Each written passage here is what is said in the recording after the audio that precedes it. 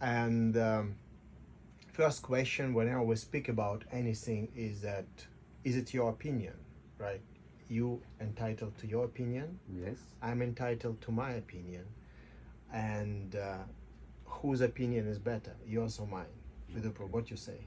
You would naturally So say your opinion is better. everyone defend his own opinion because he has got, as you are telling me, that we have got different opinions now. So why we have got different opinions in this? We have different opinions because we have different sources of information from a childhood, whatever parents tell us, whatever we taught by our teachers in school, whatever books we read. Yes. So we fed a certain information, and based on this information, we form our opinions and form our truth. So you mean that different aspects of life? Different aspects of life, again, different opinions about things. Yes. And we see that in life very often people have a very polarized opinions. Yeah. Like, you know, you have in America, very famously, you have conservatives, you have liberals. Yes. And they lock in the horns, you know, since especially the last few years, it's basically the battle for their opinions. They cannot accept one simple truth, truth that you can have different opinions, you could disagree and still be in a normal relationship. You don't need to. You don't need to have an enemy. Okay. You don't need to see other person who has another opinion or different opinion as an enemy. Now, this is opinions about things which are, let's say, not very, not something which is set in stone, right? Fixed. But let's go to simple definition of truth. Certain things, you can have your opinion, I can have my opinion, but it doesn't matter. There's a truth to it. So for example, you can think that the fire is cold, and I would say that the fire is hot. So your opinion will be wrong, because you will touch the fire, it will burn. So there are certain aspects of life that opinion doesn't matter. That's where, and as you examine things further and further, you will understand that in many aspects of life, opinions doesn't matter. Opinions don't matter because there's a certain way how it was created. The water is liquid, or when water is frozen is solid, right? It's cold. The ground under our feet is solid, so we can walk. Somebody can say, somebody who is hallucinating or somebody has a mental disease, they can say maybe it's a sea and you can swim, and maybe they jump off the building thinking they jump in the sea and they die, Yes, so coming to the different examples that you are giving about so everyone has got his opinion. So in the field of spirituality, how this works? How is the truth there, how it works? So let's go back a little bit from the field of spirituality. That as we understand that certain things are objective, it's not subjective. True. That the wall is here, the door is there, right? Yes. If you think the door is here, you go, you'll just hit your head. So there's a lot of things which are objective, but people so much used to, nowadays the mantra is, I have my truth, you have your truth, which is very ridiculous. There's a lot of things which is not your truth or my truth, simply the truth. So extending into spirituality, is there truth? Is there understanding that, where we come from, who we are, what is good and what is bad? So it's also subjective to opinion. Somebody can say, killing people is good. The mass murderer will think it's good. But we say, oh, I don't feel like this. So, what is it? Where do you stand for? What is the morality? Of course, you have the law of the state. Yes. which everybody has to obey. But some state might be a rogue state, or gangster state, or whatever it is. So then is there a design behind everything? Because everything seemed to be a very systematic. People speak about Big Bang, right? Everything came from Big Bang, and then suddenly you have a super organized universe, whereas nobody has the experience. Whenever you blow anything up, nothing really appears. Everything getting, destruction is happening. Disorder there. Disorder. Nothing orderly comes. Everything orderly, what we know, in our opinion, in our experience, everything designed by somebody, by the person. Of course, our universe, our bodies, anything which exists here, obviously, it's highly developed design. Yeah, of course, you see And the whole architect about behind. How the body works, how Yes. different organs work. It's only highly well Design, oiled well machine, machine, right? Yes. No scientist can reproduce it. No scientist can produce the body. It doesn't matter how advanced it is. So natural question, if you logically think, so I'm not talking about being in a blind faith, but if you start thinking logically, the only logical conclusion, there should be a designer. There should be design. There should be a designer, okay?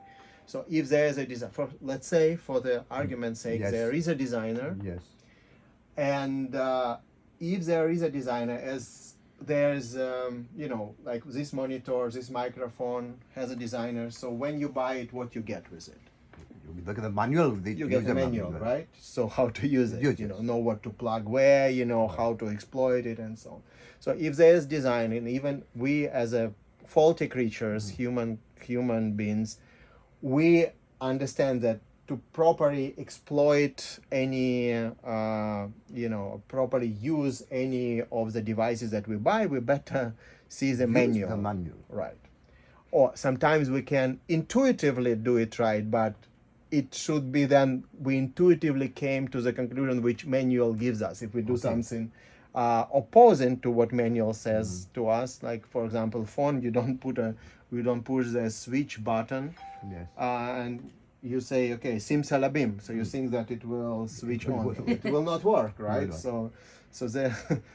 So then another conclusion, logical conclusion, if there's a designer, where is the manual? Right? So then let's look. Approximately, we've heard from our childhood, the designer is called God, right? Okay. God is a designer. Different religions, so we forget about religions, forget about this religion, that religion generically. There's a person, there's a designer, source of all sources, cause of all causes. And somebody says, so who is the source of him? Okay, guys, there's a certain thing which you cannot question. If there's a source there, then it doesn't have source by definition. If there's a source, you cannot ask where's the source of the source. You cannot do it. You must accept this the point. Logic is failing here. Yes. So okay, so You must accept. let's find the final source, right? And the final designer. So there's not so much option where you can find the manual, right? Christians say it's Bible, right? The Muslims say it's Quran, right? The Hindus say it's Bhagavad Gita, So very simple, guys. Just read all of those books and find out. I mean, you can read different philosophies of different authors, but they are not God. They just guys like you and me. They just speculate about existence and come with their own conclusion. I'm not interested to read these people. I mean, in sense, just for entertainment sake, or maybe just for my intellectual gymnastic, whatever it is. Yes. Right. So there's not so many revealed scriptures, and I think the least one can do is to read them. Once you read them, you can make your own conclusion if it makes sense or not. I read all of them, and there's only one scripture where God say, I am God, my name is such and such, I live there and there, you know. So this is only Krishna. Krishna on Bhagavad Gita, God he says I am God, he's in a certain form, he speaks everything about himself. Anywhere else, prophet speaks about God, right? And nobody says in Muslim religion, in Islam, God has no form. You cannot even create. And I respect Muslim religion a lot. I mean, I think culturally and socially, they is the most successful. You know, you know, when you go to Dubai and the Middle East, see how safe it is there. Yeah.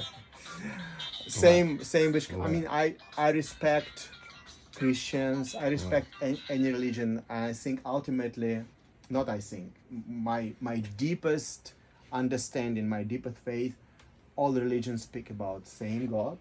They speak about same goal, which is love of God.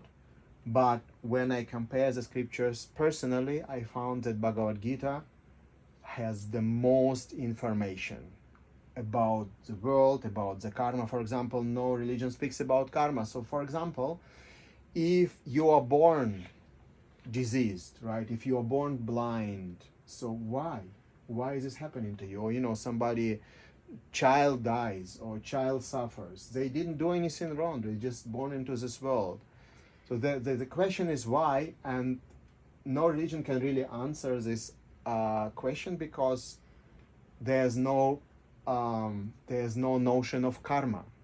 So karma is a notion which, okay, soul is eternal, we change the bodies, and so whatever we mess up in previous life, we reap in this life, and it's kind of continuum. And you don't only get human body, also explains that same soul can have body of a plant, or body of an ant, body of a dog, or body of a human being or elephant.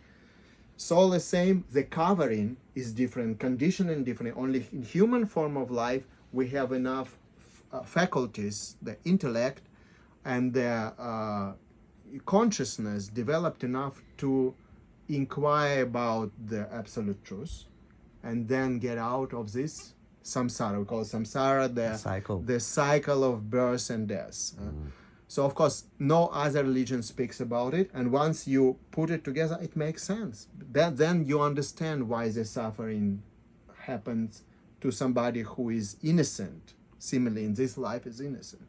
And we don't say, okay, you suffer because of your karma. It's cruel. I mean, as human beings, we should always have compassion and love and understanding and empathy. But we also need to understand. Otherwise, that's how people stop believing in God. You know, there's famous rabbi who wrote the book Why Bad Things Happen to Good People. Right? His son was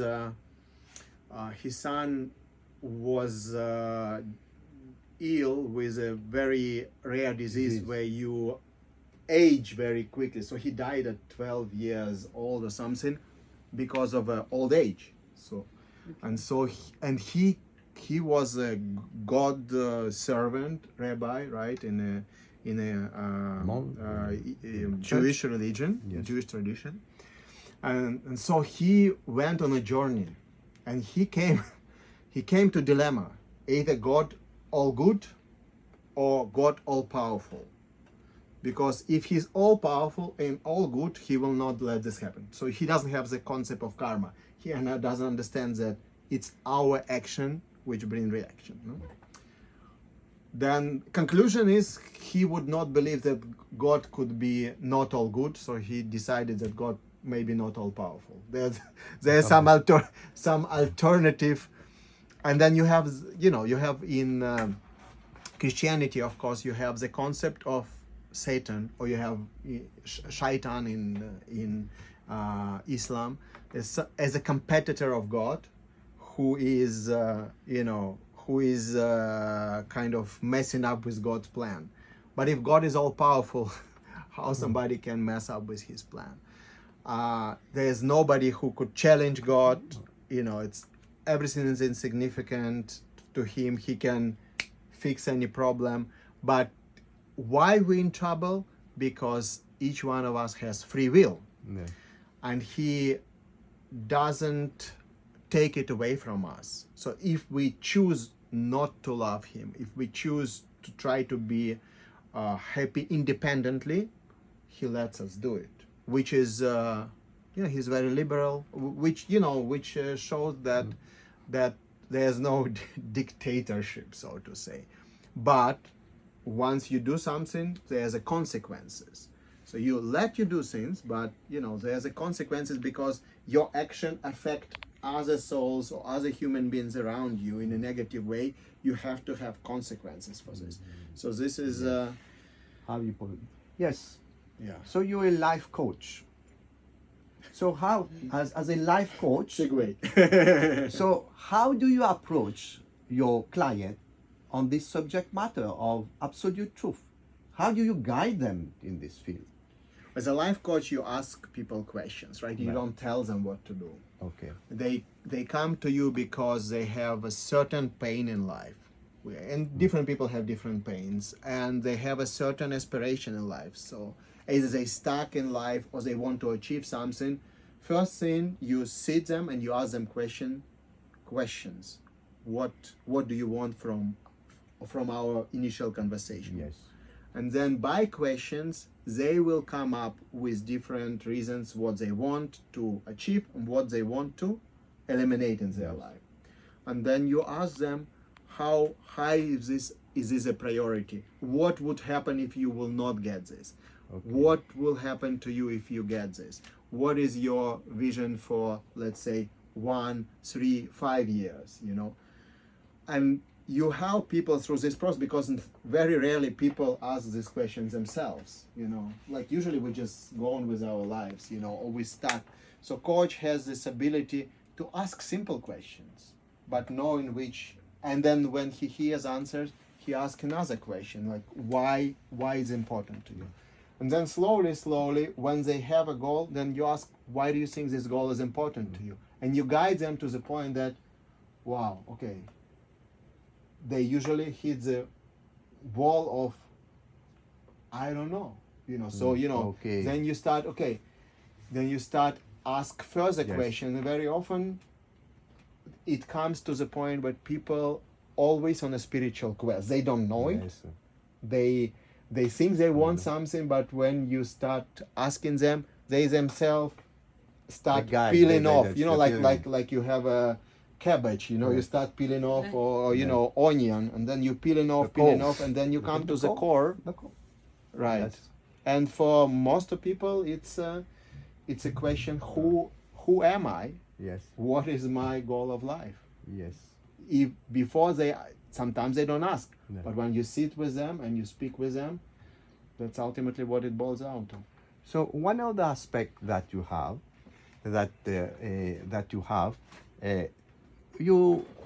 I'll hear a lot of songs which go on. Not song, but it is what you call technically. It is called a kirtan, that is devoted to the Lord. So we are going to hear. Afterwards, can you please talk about what are the kirtan one?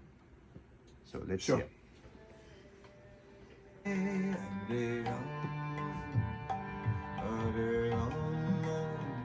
Good, so good. Ask a question, madame. You got Non, the theme. je suis tellement plongée dans ce qu'il dit. Oui, okay, he says that she's hearing you with rapt attention, that she's enthused with There's your so words. much questions that I want to ask that I don't even ask one. That's so. Just give me the question. I shoot it. Yeah, in. please ask. Nice. But as a life coach, when you arrive at the core and there's no answer for the people, what do you do? I tell them, let's say you have an answer. Let's pretend you have an answer. What would be your answer? And then different aspects. Different No, they start. answers? it kind of gives them another. You mean there is always an answer? There is a, or if they ask me, I would give them a hint. But as a coach, you want them to arrive to something, because then they will be committed. Because once you have what you want, then you need to come up with a plan what you do about it, and then you keep them accountable. Like you meet once a week, and you kind of design the roadmap. Like say what we do this week and next week. We have a long plan. Like for example, we're working for 3 months, where we want to arrive in 3 months, and so we need to do every week. And then every week you give them tasks. Once you meet, you check with them, how they progress, because it's their work, not my work. I'm a coach. I'm a football coach. I'm not hitting the ball. You help them to hit, but I help them to hit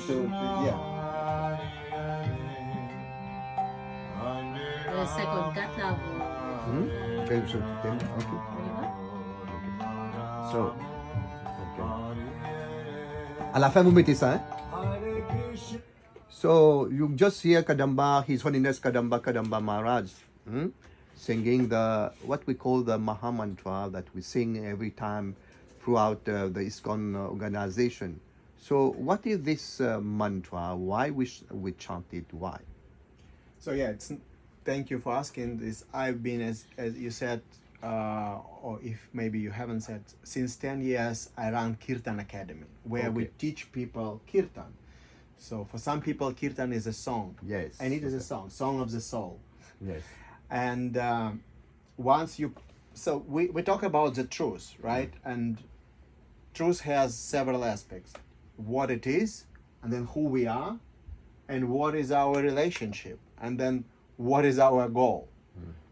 The Vedas describes is that we are soul, and by nature we are servant of God, and our goal is to come back and be with Him, get out of the samsara. And the primary way to do it is through prayer. Prayers. Through calling out to Him. The calling in this age, which is called Kali Yuga, the primary means of emancipation, spiritual emancipation, is chanting the name of God. And we know again in different religion tradition, Allah Akbar, or Jesus Christ, they speak different things. So there's a lot of invocation of the name of God. In our tradition, Krishna is considered. Krishna is the supreme God, and the name Krishna is the highest name. Krishna means all attractive. Nice name for the Lord. All attractive. Like Allah is almighty. But this is all attractive. Anyway, yes, God is almighty, all attractive. So when you say Krishna himself, because it's a spiritual sound, name and person not different. I say microphone, or I say, as Prabhupada very often says, water. If you say water, and you're thirsty, you will not quench your thirst. But if you say Krishna, directly Krishna. It's very difficult to understand for because we have we have material faculties. Our mind cannot conceive of spiritual things as they are. We can kind of, by analogy, we can understand with intelligence, but we cannot really perceive. But while doing it, you get experience. The example is famous example. I don't know if you guys know what jaundice is. It's jaundice. Yeah, like jaundice. Disease which not very common nowadays, but it was very common before. And Ayurveda treats jaundice with a sweet. Yes. So you just suck something sweet, and by the sweet taste, the jaundice is cured. But when you have jaundice, you take sweet, it tastes bitter. So it's far from the truth. So, but by doing it again and again and again, the disease is cured, and the disease is cured when it's sweet. So you are cured. Once you feel that sweet is sweet, that means that you are cured. Same with the spiritual practice. You do it because you trust in the process. With your intellect, you read scriptures, you understand why you're doing it, and so on and so forth. While doing it, putting your heart into it, you start experiencing something. That's why people continue in doing it. There's some experience, but it's a glimpse of real experience.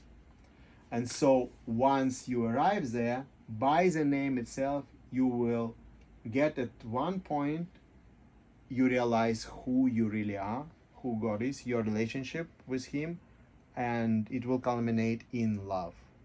So you mean by just chanting this Maha By Mantra, just chanting Maha Mantra. you will get the Yes. you will get We the answer access the to the love and what of the Lord. necessary. Yeah, you can try. It doesn't cost anything. You can do every day a little bit, few minutes.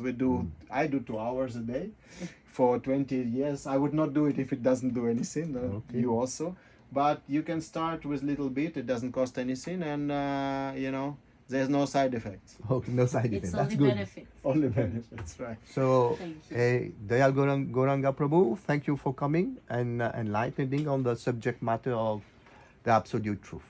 Thank you for your visit in Mauritius. So, see you back again soon. You I will suppose. be welcome in our studio if you Thank come you back. very much. Yes. Thank you. Thank you. Thank you. Hare Krishna. Hare Krishna.